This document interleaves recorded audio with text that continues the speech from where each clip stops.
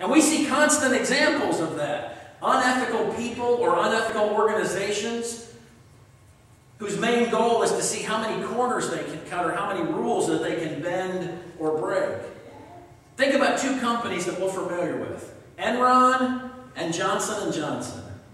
We know both those companies. When trouble started, Enron started cutting corners to try to stem the tide. And we know how that ended. But if you remember the Tylenol scare, when the guy tampered with 8 bottles of Tylenol in one geographical area, 8 bottles, that's all that were touched. Johnson & Johnson chose to voluntarily pull 31 million bottles of Tylenol off the shelves across the country. Enron imploded because of their choices, and Johnson & Johnson earned great trust from their consumers because there are no shortcuts.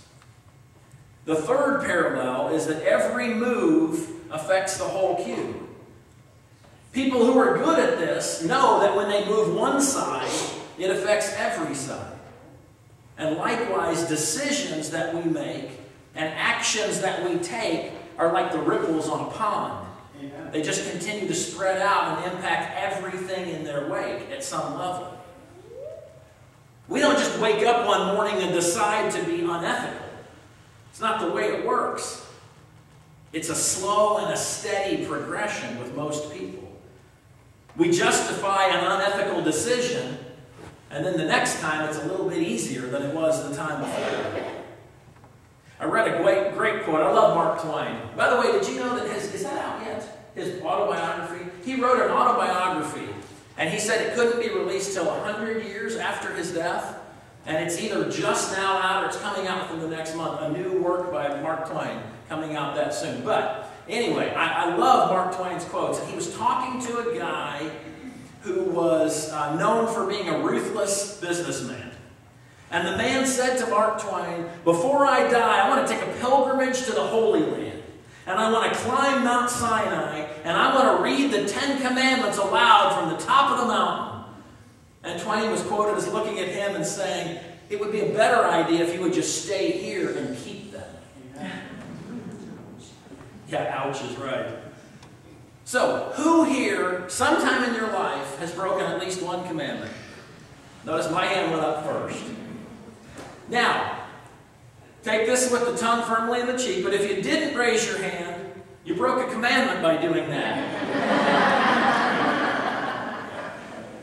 I will admit that I have issues with authority. I'll admit that right up front. I think some other people do too. We tend to resist rules and regulations.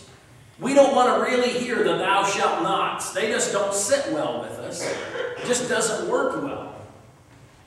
But let me assure you that God is not just some cosmic buzzkill who's out to spoil our fun by posting these rules.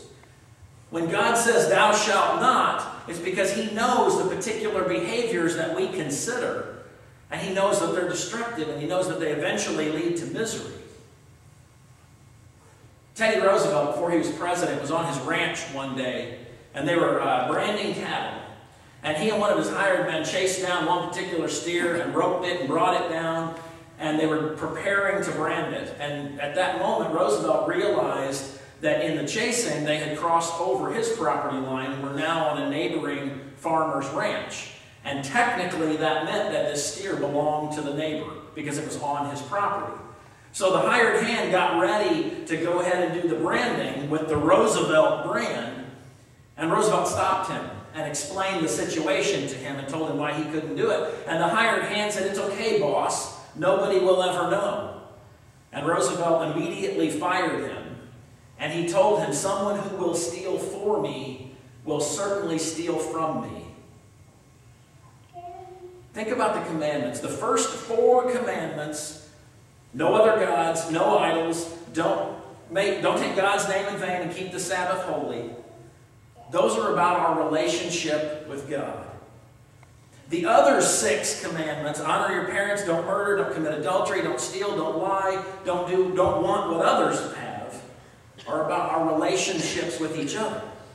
About our relationships with each other. But if you boil all 10 of them down, You get the Reader's Digest version that Jesus gives in the New Testament. 4 simple words. Love God, love others. That's it. Love God, love others. It's really pretty simple. It's not easy, but it's simple. Will Rogers once said, "The minute a thing is long and complicated, it confuses. Whoever wrote the 10 Commandments made them short, so they may not always be kept, but they will always be understood," he said. They are short and they're simple. Here's a comparison as to how short they are. The Gettysburg Address is 286 words long. The Declaration of Independence is in the neighborhood of 1,300 words. The U.S. government's regulations on the sale of cabbage is almost 27,000 words long. But the 10 Commandments are about 179 words. And yet within those few words are all the ethical guidelines that we will ever need. And understanding them is not rocket science. They're succinct, they're elegant, they're simple. They don't dance around the issues. They get right to the point. And they simply do not require a lot of interpretation. They mean what they mean. It's plain and simple. So to me, the difficulty is not in interpreting them. The difficulty is in applying them. Imagine for just a second what would happen in this world if everybody decided to actually live out the 10 Commandments. What would this country be like if 100% of the people in this nation actually lived out the 10 Commandments? What would happen? Well, the crime rate would plummet because violence would cease to exist. Prisons would be empty. Hate and racism and terrorism would be obliterated. You'd be able to walk down any street in the country and not feel fear. You wouldn't have to lock your doors. And there would be a mighty revival within the churches of our nation. Churches would once again be lighthouses standing up on a hillside, showing the way for all. But instead, we've kicked God out of school and out of government. It's no wonder there are a lot of homes that don't have room for God. Ronald Reagan once said, "I have wondered at times what the 10 Commandments would have looked like if Moses had to run them past Congress." See, in 1980, the Supreme Court made it unlawful to post the 10 Commandments on the wall of the school. And here was what they said in their ruling. If posting copies of the 10 Commandments have any effect at all, it will be to induce school children to read them, to meditate upon them, and to perhaps obey them. So if I understand that, we can't have the 10 Commandments on the wall of our school because somebody might actually follow them. That's what that ruling says. And we wonder why there's so much violence in schools. Now, if you look at the 10 Commandments as just abstract concepts that we apply to life in general to help make us better citizens, then they kind of become cold and lifeless. Because the 10 Commandments are relational. And they only make sense, they only have real power when we apply them in terms of our relationships. Imagine if everybody decided to follow the command to obey the Sabbath. Just think about that 1 minute. If everybody obeyed the command of remember the Sabbath, every church in the country would have to undertake a building program because none of us would have room. Imagine that. We would live differently, we would look differently, we would act differently, and we would be powerful living testimonies to the power and the life-changing nature of God. As you might imagine, having a 10-year-old in the house, we'd see a lot of movies that are geared toward 10-year-olds. So not terribly long ago, we saw Night at the Museum 2, Battle for the Smithsonian. And if you've seen that movie, it's about a guy named Larry Daly, who's played by Ben Stiller. And there's this magical tablet in the museum that brings the displays to life at night when nobody's there. And he finds that out in the first movie. In the second movie, they all get moved to the Smithsonian, and he goes to try to save them. And he runs into this pharaoh, Kamun-Ra, who has been brought to life by this tablet as well. And so he's talking to Kamun-Ra, who's played by Hank Azaria, by the way. And the Pharaoh is trying to get this tablet that controls everything from Larry Daly. And he says, Larry says to him, "Release my friends." And Kamun-Ra says, "After you give the tablet to me." And suddenly and unexpectedly, Larry just hands over the tablet to him.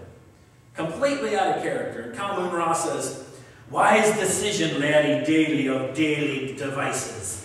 And as he turns to leave, Larry says, "You probably don't want the cube, do you?" And Kamun-Ra stops and he turns very suspiciously and he says, "What cube?"